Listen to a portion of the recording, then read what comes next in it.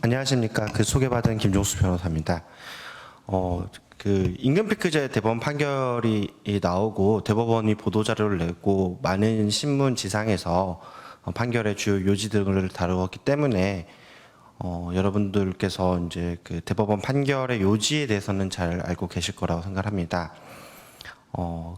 그런데 이 판결이라는 것은 사실 일반적인 법리를 선언하는 것이기도 하지만 구체적인 사실관계에 있어서 가장 개별 근로자의 권리 구제를 위해서 타당한 결과가 무엇이냐라는 것을 고민하는 것이기 때문에 어떤 판례를 분석함에 있어서 이런 판시를 했다라는 사실은 그다지 중요하지 않고요. 도대체 어떤 사실관계에서 대법원에 계신 대법관님들께서 어떤 점에 주목을 해서 이 부분을 판결을 했을까라는 부분을 이해하는 게 굉장히 중요합니다. 그래서 오늘은 약간 좀 심층적으로 대법원 판결을 분석하려고 하고요. 이 판결을 분석함에 앞서서 여러분들이 알고 계셔야 될 거는 과거 대법원 판결이 없었음에도 불구하고 1심에서부터 이 임금 피크제가 무효라고 판단이 되어 왔다는 점입니다. 그 얘기는 1심, 2심 대법원을 통틀어서 판사님들이 보시기에 이 임금 피크제가 굉장히 불합리하다라고 생각을 했다는 것이거든요. 그래서 구체적인 사실관계 속에서 도대체 어떤 부분들이 불합리했기 때문에 이런 결론이 도출이 되었는가라는 걸 먼저 살펴보고 이 판결을 도대체 어느 범위에서 어느 정도 영향력이 미칠 것인가, 향후 다른 유사한 사례들에서 어떻게 이 판결들이 원용되고 적용될 것인가에 대해서 제가 확답을 드릴 수는 없지만 여태까지 변호사 경험에 비추어서 좀 조심스럽게 예상을 해보고자 합니다. 예, 그러면 강의함과 함께 설명을 하도록 하겠습니다. 우선 이 판결의 사실관계를 알아야 되는데요. 이게 전자부품연구원 사례인데 성과 2021년 4월부터 2013년 3월까지는 성과연급제라는 이름으로, 그 다음에 2014년 4월부터 2014년 9월까지는 임금피크제라는 이름으로 임금피크제가 실시된 사안입니다. 성과연급제와 관련해서 만 55세 이상이 된 연구원들에 대해서 성과연급제를 적용을 했고요. 기준연급은 선임 14역량 등급을 적용을 했습니다. 그런데 이 회사 같은 경우는 선임, 책임, 수석 이렇게 있거든요. 근데 만 55세 이상이 된 연구원들은 대부분 수석 연구원이었는데 이것을 대폭 낮춰서 선임급으로 기준연급을 낮췄고요. 판례에 의하면 역량 등급이 1년마다 2단계 상승하는 결과 2008년 6월을 기준으로 피고 정규직 직원 276명 중 선임 14역량 등급 미만의 직원은 48명에 불과했다. 그러니까 대부분 이 선임 14역량보다 더 높은 직급을 가지고 있었던 분들이다라는 거고요. 2008년 6월이라는 거는 이 사건 성과연급제가 최초로 도입된 시점입니다. 임금피크제가 보통은 어떤 성과 결과에 따라 가지고 임금을 지급한다기보다는 특정 연령에 따라 가지고 이제 임금을 차츰 감소시키는 그런 시스템인데요. 그와 같은 시스템을 사용하는 이유는 임금피크제라는 건 기본적으로 호봉제적인 연공급제에서 고령자들이 실질적으로 호봉은 높아서 월급은 젊은 근로자들보다 많이 받아가시는데 생산성이 낮은 경우가 많이 발생을 하거든요.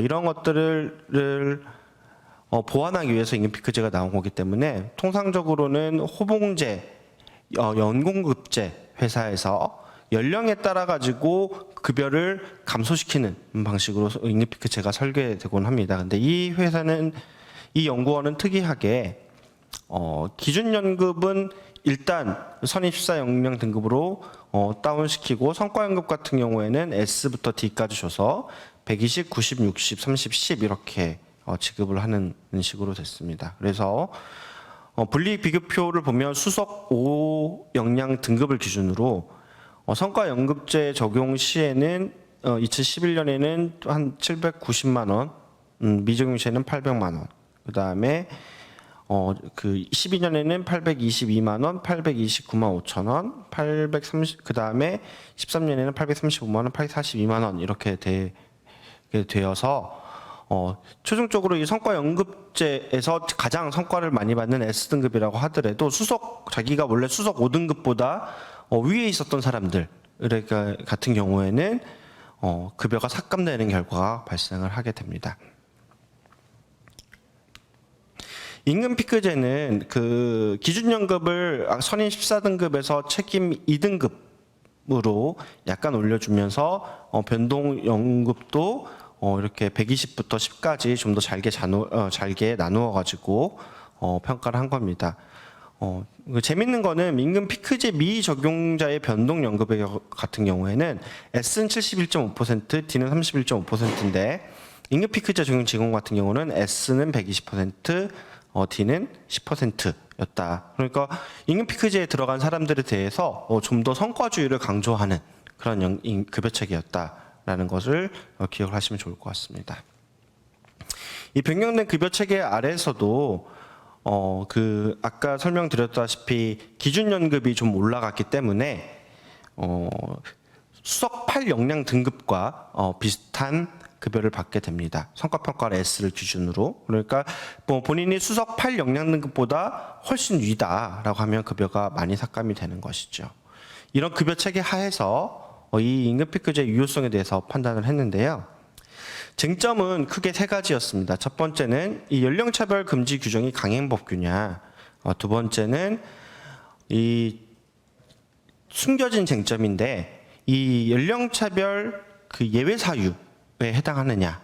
그다음에 마지막으로는 합리적인 이유가 있느냐. 이 쟁점이 크게 세 가지였고요. 연령차별 금지 규정의 성격을 대리인들이 다투었다는 것에 대해서는 저는 사실은 좀 약간 놀랐습니다. 왜냐하면은 연령차별 금지, 특히 차별금지는 헌법 제11조의 평등권을 구체화하는 규정이기 때문에 특별한 사유가 없는 한 법원은 계속 강행 규정으로 봐왔거든요. 그러면 좀 관련 내용을 살펴보도록 하겠습니다. 여기 원래 그 정확한 법령상 명칭은 고용상 연령차별 금지 및 고령자 고용 촉진 등에 관한 법률입니다. 그래서 약자로 고령자 고용법이라는 걸 많이 쓰고 있고요. 다만 이게 이슈가 고령자 고용 촉진에 관한 이슈가 아니기 때문에 저는 의도적으로 연령차별 금지법이라는 표현을 사용했습니다. 이 연령차별금지법, 그러니까 고령자 고용법 제4조의 4의 1항에 보면 사업주는 다음 각 호의 분야에서 합리적 이유 없이 연령을 이유로 근로자 또는 근로자가 되려는 사람을 차별하여서는 아니 된다라고 하면서 1호에는 모집 채용, 2호에는 임금 외에 금품지급 및 복리후생 이렇게 규정하고 있습니다. 즉 임금 피크제라는 거는 이게 임금을 삭감시키는 나이를 이유로 임금을 삭감시키는 거기 때문에 제4조의 4, 제2호가 적용이 되는 거고요. 그래서 나이를 이유로 임금을 삭감시킨다고 무조건 차별이 되는 건 아니고 합리적인 이유가 없어야 됩니다. 그래서 대법원이 합리적 이유가 있는지 없는지를 판단을 하게 되는 겁니다. 그런데 이게 규정을 보면 23조의 3 벌칙 규정을 보면 제4조의 4, 제1항, 제1호를 위반하여 차별한 경우에는 벌금에 처한다고 돼 있고 나머지 경우에는 벌금이 아니라 과태료 그것도 직접적인 과태료 규정은 아니고 그 노동위원회를 통해 그 인권위원회를 통해 가지고 연령차별임을 인정을 받고 시정 조치를 이행하지 않았을 때 과태료가 지급되는 그런 구조를 시태하고 있습니다. 그래서 대리인이 형사처벌이 1호에만 있는 것을 보니까 이거는 1호는 강행 규정이지만 2호 이하는 강행 규정이 아닌 게 아니냐라는 식으로 주장을 했던 사안입니다. 강행 규정이라는 게 약간 좀 생소하실 수 있는데요. 그 강행 규정이라는 거는 사법상의 계약 기타 법률 행위, 그러니까 법률 용어가 약간 어려우신 분들은 계약이라고 생각하셔도 됩니다. 이 계약의 효력을 무효로 만드는 것이 강행 규정입니다. 즉 당사자 사이에 어떠한 약속을 하더라도 그것이 이 법률에 위반되면 효력이 없는 겁니다. 그래서 그 2013년도 통상임금도 마찬가지죠. 그 통상임금을 규정하고 있는 근로기준법이 강행 규정이다 보니까 노사 간에 어떤 합의를 했다고 하더라도 그 합의가 뭐 개별적 합의건 집단적 합의건 상관없이 모두 무효가 되는 겁니다. 그런데 그러면 앞에서 법이 하지 말라고 했잖아요. 그 고령자 고용법에서 연령차별 하지 말라고 했기 때문에 뭐 당연히 강행 규정 아니냐 이렇게 생각하실 수 있는데, 이에 관련해서 대법원은 뭐라고 얘기하냐, 공법, 그러니까 그 국가가 개인의 사인에 대해서 무엇을 하지 말아라라고 명령하는 규정이 있다고 하더라도 그게 무조건 강행 규정이 되는 건 아니고 그 금지 규정의 취지를 고려해가지고 그걸 강행 규정인지 아닌지를 판단해라라는 게 대법원의 기준입니다. 그렇기 때문에 이 고령자 고용법에서 연령차별을 금지하고 있지만 이것이 과연 양 당사자가 한 합의를 무력화시킬 수 있는 것이냐의 부분에서 쟁점이 됐던 것이고요. 피고의 주장은 아까 말씀드렸다시피 첫 번째, 고령자 고용법에는 모집 채용에 대하여만 벌칙 규정이 있으므로 임금에 관한 차별금지 규정은 강행 규정이 아니다라는 게 첫 번째 주장이었고요. 두 번째 주장은 이 사건 성과 연급제가 아까 2008년 6월경에 시작됐다고 그랬잖아요. 시행될 당시 고령자 고용법은 모집 채용 해고에 대하여만 연령을 이유로 한 차별을 금지하고 있었고 2010년 1월 1일부터 임금 외의 금품지급 및 복리후생에 관한 차별을 금지하기 시작했기 때문에 이 강행 규정이 하더라도 강행 규정 시행되기 전에는 전에 도입된 건 다 유효한 거 아니냐, 이런 두 가지 주장을 했습니다. 여기에 대해서 1심 법원은 아까 설명드렸다시피 고령자 고용법은 헌법상 평등권의 내용을 구체화한 강행 규정이다. 그 다음에 법이 2010년 1월 1일 시행됐으면 뭐 그 이전에는 유효할 수 있겠지만 그 이후에는 당연히 강행법규 위반되는 건 효력이 없다, 이렇게 판단을 했습니다. 대법원은 여기에 덧붙여서 연령차별을 당한 사람은 국가인권위원회법 제30조에 따라 국가인권회에 그 내용을 진정할 수 있고, 국가인권위원회로부터 구제조치 등의 권고를 받은 사업주가 정당한 사유 없이 권고를 이행하지 않은 등 일정한 경우에 고용노동부 장관은 해당 사업주에게 시정명령을 할 수 있고, 시정명령을 정당한 사유 없이 이행하지 아니하는 자에게는 3천만 원 이하의 과태료를 부과할 수 있다. 즉, 그 고령자 고용법이 단순히 하지 말라라는 규정만을 두고 있는 게 아니라 이거를 사법관계에서 강제할 수 있는 그런 공법적 장치를 두고 있기 때문에 이런 것들도 고려를 해보면 당연히 강행 규정에 해당한다, 이렇게 판단을 했습니다. 뭐 사실 제가 이 사건을 담당했더라면 이런 주장은 뭐 그렇게 중요하게 하지 않았을 거라고 생각이 드는 게, 그 우리나라 법에 보면 연령뿐만 아니라 뭐 성차별, 뭐 장애인, 그다음에 뭐 근로기준법에 요즘 뭐 유행하는 뭐 사회적 신분, 또 비정규직으로 인한 차별, 여러 가지 규정들이 많은데 그 개별 규정에 물론 뭐 이 차별 금지하게 되면 다 무효다라는 걸 명시하고 있는 규정들도 뭐 몇 개 있지만, 그게 없다고 하더라도 일단 기본적으로 우리나라의 헌법 정신상 모든 사람은 그 법 앞에 있어서 평등하잖아요. 그러니까 합리적 이유 없이 차별하는 거는 당연히 그것이 국가가 그렇게 했던, 개인이 그렇게 했던 무효로 판단되는 게 맞다라고 생각을 합니다. 그래서 이 부분 대법원 판단에 대해서는 뭐 저도 동의하는 바이고 대부분의 법률가들도 뭐 이 부분에 대해서는 동의하고 있습니다. 두 번째는 예외 규정의 적용 여부. 연령차별금지법에 보면 제4조 5에 차별금지의 예외라고 규정하고 있고, 다음 각 호의 어느 하나에 해당하는 경우에는 제4조의 4에 따른 연령차별로 보지 아니한다라고 해서 1번, 직무의 성격에 비추어 특정 연령 기준이 불가피하게 요구되는 경우. 2번, 2호, 근속기간의 차이를 고려하여 임금이나 임금 외의 금품과 복리후생에서 합리적인 차등을 두는 경우. 3호, 이 법이나 다른 법률에 따라 근로계약, 취업규칙, 단체협약 등에서 정년을 설정하는 경우. 4호, 이 법이나 다른 법률에 따라 특정 연령 집단의 고용유지 촉진을 위한 지원 조치를 하는 경우.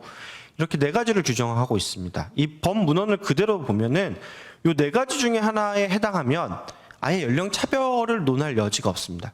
즉 합리적 이유가 있냐 없냐라는 것을 논할 이유가 없는데요.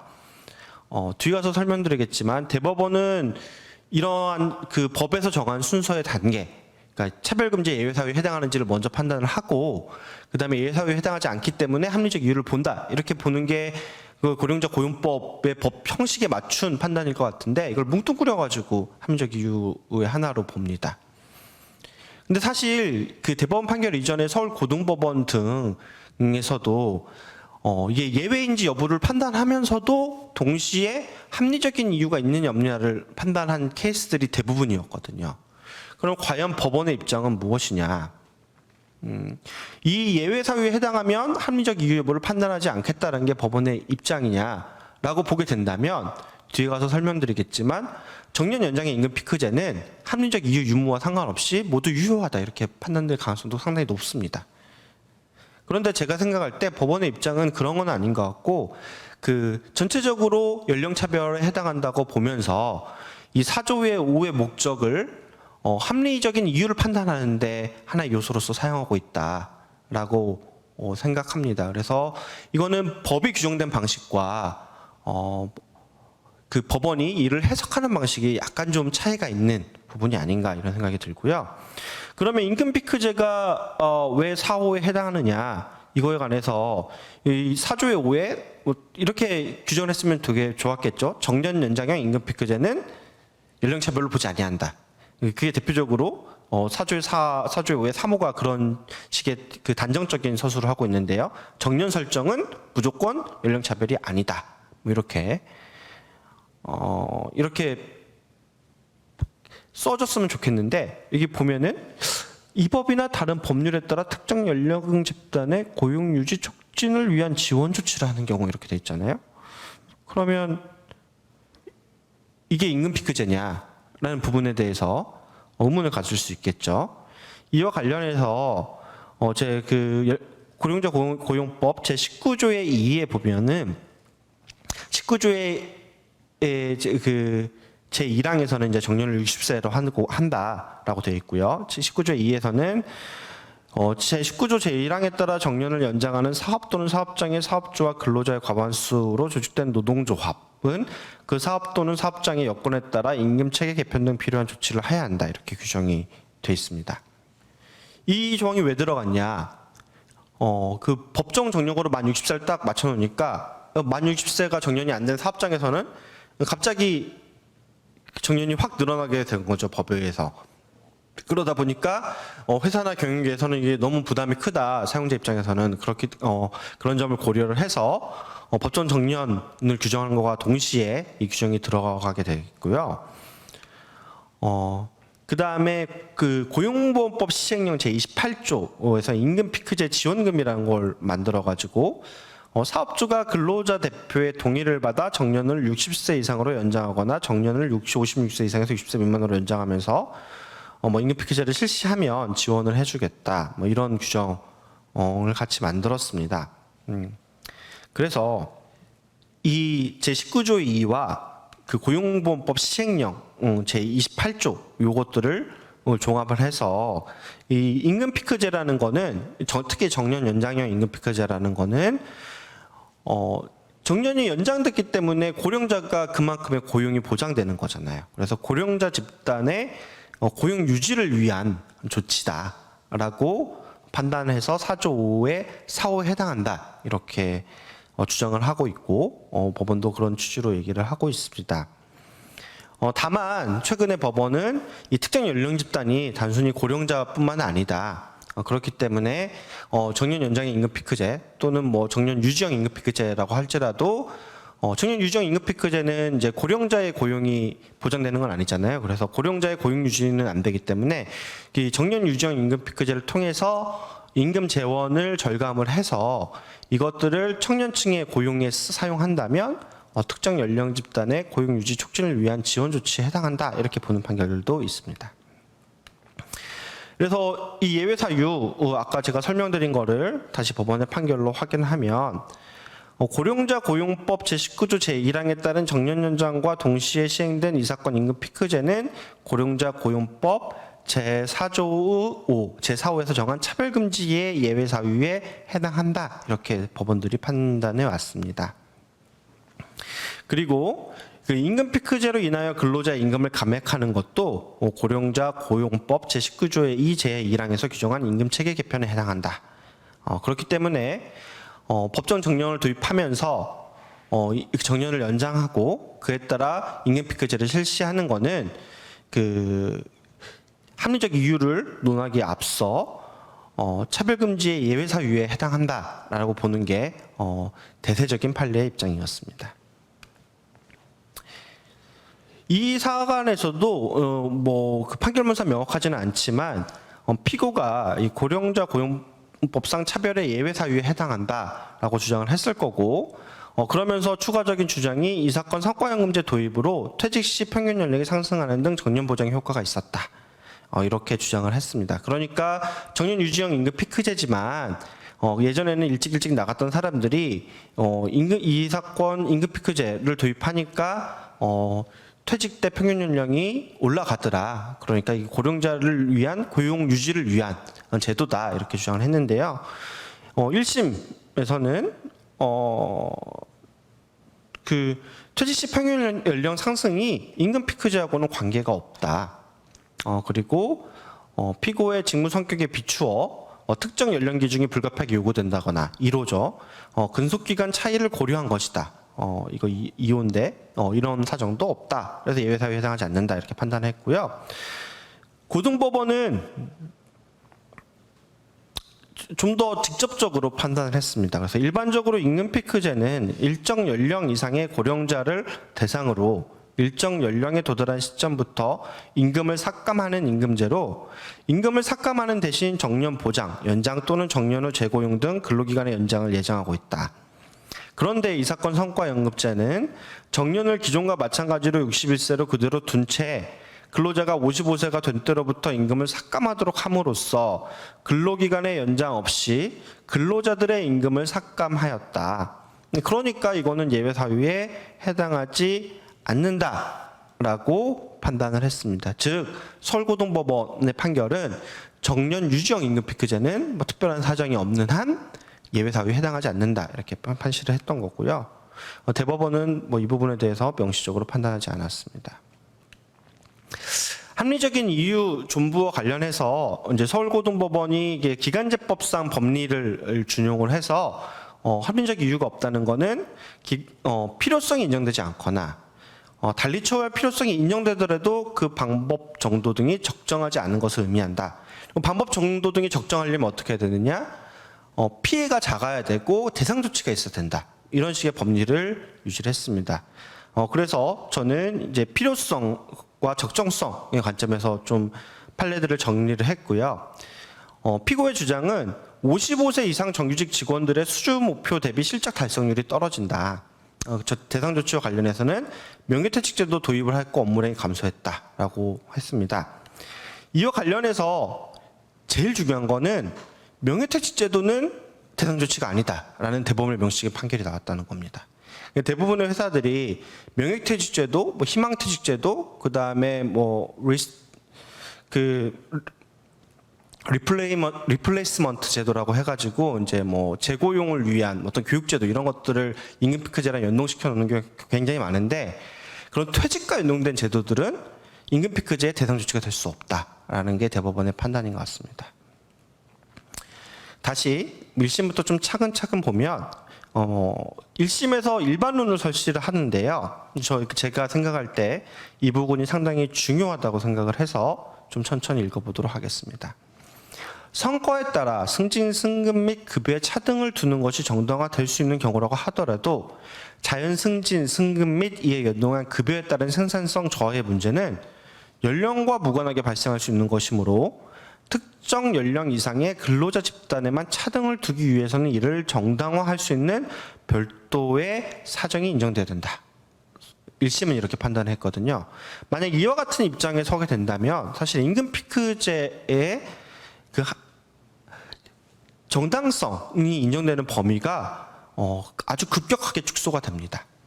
사실 임금 피크제를 하는 이유는 크게 두 가지인데 아까 말씀드린 그런 연공 서열제를 가진 호봉제 하에서 생산성이 낮은 근로자에게 고임금을 주는 것을 좀 아껴가지고 그걸 가지고 젊은 근로자들을 많이 뽑겠다. 이게 사실은 입법자가 의도한 임금 피크제의 순작용입니다. 그런데 이 두 가지 중에 하나라도 기능을 하지 않으면 사실은 합리적 이유가 없다라고 보는 게 이제 1심 법원의 판단이고, 대부분의 임금 피크제가 사실은 인건비 절약을 목적으로 이루어지기 때문에 그런 부분들에 대해서 합리성을 인정할 수 없다라는 게 1심 법원의 판단입니다. 필요성과 관련해서 1심 법원은 이 사건을 제기한 원고가 행정직이거든요. 그래서 행정직이기 때문에 수주 목표 대비 실적 달성률, 이거는 연구직에게 직접적으로 관련되는 표지였고, 그래서 수주 목표 대비 실적 달성률이 떨어진다는 이유만으로 성과가 부족하고 단정하기 어렵다. 이 뒷부분은 사실은 좀 피고가 억울할 부분이긴 한데, 51세 이상 55세 미만 정규직 직원들의 수주 목표 대비 실적 달성률이 55세 이상 정규직 직원들에 비하여 현저하게 떨어진다라는 겁니다. 이게 왜 그럴까? 그 이유는 뒤에서 보시면 아시겠지만 55세 이상 직원들 같은 경우에는 수주 목표 자체를 낮췄거든요. 그렇기 때문에 당연히 55세 이상 55세 미만 정규직 직원들의 실적 달성률이 더 현저하게 낮게 나오는 거고, 그렇기 때문에 55세 이상의 경우에는 그것보다 추세적으로 더 낮을 수 있다. 그래서 임금 피크제가 정당하다, 이런 식의 주장을 했을 걸로 생각이 듭니다. 근데 뭐 1심 법원이 이렇게 판단을 했고요. 근데 대상 조치와 관련해서 말씀드렸다시피 명예퇴직제도는 대상 조치가 아니다. 그리고 그러면 대상 조치는 뭐냐? 대상 조치는 크게 두 가지가 될 수 있겠죠. 기존에 수행하던 업무, 기존에 임금 피크제 직원이 아닌 근로자가 수행하던 업무와 다른 되게 경감된 가벼운 업무를 주거나, 동일한 업무를 시킬 때도 업무 강도를 약화시켜야겠죠. 그거를 잘 설명하고 있는 게 2심 서울고등법원 판단입니다. 그래서 크게 두 가지 측면에서 봤는데요. 근로자의 업무 내용이 변경되었느냐? 아니다. 업무 내용은 예전과 똑같다. 그러면 업무 강도의 변경이 있었느냐? 여기에 관련해서 그 피고들이 주장했던 거는, 이 사건 성과연금제 적용을 받는 정규직 직원의 경우에는 목표의 수준이 선인 14 또는 책임 2 역량 등급 수준으로 하향된다. 목표가 현저하게 줄어들었기 때문에 이거는 그 업무 강도가 낮아진 거 아니냐, 이렇게 주장을 했고요. 이에 대해서 제가 생각할 때 가장 잘 대답한 건 서울고등법원인데, 성과연급제 운영요령이나 임금피크제 운영요령에 따르면 해당 근로자의 목표는 지급하는 임금 직급에 맞추어 선임 14 역량 등급이나 책임 2 역량 등급에 속한 직급 수준에 따른다고 정하고 있다. 규정은 그렇게 돼 있다는 거죠. 그런데 피고가 실제로 이 사건 성과연급제 대상 근로자의 목표 수준을 낮게 설정하고 그에 따라 평가를 하였는지에 관하여는 이를 확인할 만한 자료가 제출된 바 없다라고 합니다. 구체적으로 설명을 했는데, 연구직 같은 경우에는 목표로 설정되는 연구 수주 금액 자체는 감소될 수 있지만 그 외에 다른 평가 지표들이 있기 때문에 일률적으로 업무량이 감소한다고 보기 어렵고요. 특히 이 사건 원고와 같은 행정직의 경우에는 구체적으로 목표 수준을 어떻게 낮게 설정돼 가지고 업무량이 감소한다는 건지를 법원이 확인할 수 없었다는 겁니다. 이 얘기는 무슨 얘기냐? 업무 내용을 변경시키지 않고 업무 강도를 낮추려면 뭐 근로시간을 줄이거나 아니면은 정량적으로 가능한 목표의 수준을 낮추어야지, 뭐 정성적으로 뭐 평가 기준을 낮춘다거나 이런 거는 상당히 어렵다라는 부분을 암시하는 부분입니다. 그래서 대법원 판결은 뭐 그 앞에 판결을 요약한 거니까 시행 예상 넘어가도록 하겠습니다. 이 대법원 판결에 대해서 대법원이 공식적으로 제시한 보도자료는 다음과 같습니다. 정년을 그대로 유지하면서 일정 연령 이상 근로자의 임금을 정년 전까지 일정 기간 삭감하는 형태의 임금 피크제, 즉 정년 유지형 임금 피크제 효력에 관한 판단 기준을 최초로 제시했다. 그리고 세 번째를 보면 정년을 유지하면서 일정 기간 임금을 삭감하는 임금 피크제, 그러니까 정년 유지형 임금 피크제의 효력은 위와 같은 판단 기준에 따라 개변 사업별로 달리 판단될 수 있다. 무슨 얘기죠? 정년 유지형 임금피크제가 모두 다 무효는 아니라는 거예요. 그러니까 이 대법원 판결은 첫 번째, 정년 연장형 임금피크제에 대해서는 우리가 판단한 게 아니다라는 걸 명확히 밝혔고요. 두 번째, 정년 유지형 임금피크제라고 하더라도 유효할 수 있다. 라는 겁니다. 예, 그래서 이런 부분을 명확하게 위해서 마지막 단을 보시면 현재 다른 기업에서 시행 중인 정년 유지형 임금피크제나 하가심에 진행 중인 사건 관련 개별 기업들이 시행하는 임금피크제의 효력 인정 여부는 임금피크제 도입 목적의 정당성 및 실효성, 실질적 임금 삭감의 폭이나 기간, 대상 조치의 적정성, 감액된 재원이 도입 목적을 위해 사용되었는지 등에 따라 달라질 것으로 예상된다. 이렇게 얘기를 했습니다. 즉 무슨 얘기냐? 케이스 바이 케이스로 판단을 해야 된다라는 얘기입니다. 따라서 이 대법원 판결이 뭐 임금피크제를 전면 무효화한 판결이라거나 아니면은 정년 유지형과 정년 연장형을 나누어서 정년 연장형은 유효하고 정년 유지형은 무효다 이렇게 판단한 판결이라고 보는 시각은 옳지 않다라는 것을 제가 분명히 말씀드리고요. 개별 기업들마다 우리가 채택하고 있는 임금피크제가 대법원이 제시하고 있는 판단 기준에 맞추어서 합리적인 이유가 있는, 즉 유효한 것인지를 개별적으로 아주 구체적으로 사실관계에 접해서 판단을 해야 된다라는 겁니다. 이와 관련해서 이제 고용노동부가 얘기한 거는 이제 고용노동부는 행정기관이다 보니까 어쩔 수 없이 도식화 시켰는데요. 정년 유지형 임금피크제는 대법원 판결에 따라서 연령차별인지 여부를 판단해야 되고 정년 연장형 임금피크제는 유효일 것이다 라고 주장을 합니다. 과연 그럴까요? 저는 물론 뭐 대규 판결 같이 지극히 예외적인 경우가 아니라고 하더라도 정년 연장형 임금피크제도 그 임금피크제의 내용, 근로자에게 얼마나 불이익이 큰지, 대상 조치 등이 있는지, 이 임금피크제로 감액된 재원이 어떤 목적을 위해서 사용되었는지 등에 따라서 추가적으로 심사가 될 수 있다라고 보이고요. 실제로 서울고등법원에서는 그와 같은 기준을 가지고 현재에도 그 개별 사건들을 처리를 하고 있습니다. 이와 관련해서 곧 대법원 판결이 나올 텐데 대법원이 그 판결에서 정년 연장형 임금피크제에 관한 일반 기준을 제시할 것인지 아니면 좀 더 기다려보고 심리불속행이나 아니면 상고기각 판결로서 서울고등법원에 좀 판결례가 축적되길 기다릴 건지는 제가 예상하기는 좀 어려운데 확언할 수 있는 거는 정년 연장형 임금피크제라고 해서 무조건 안전하지는 않다라는 부분을 말씀을 드립니다.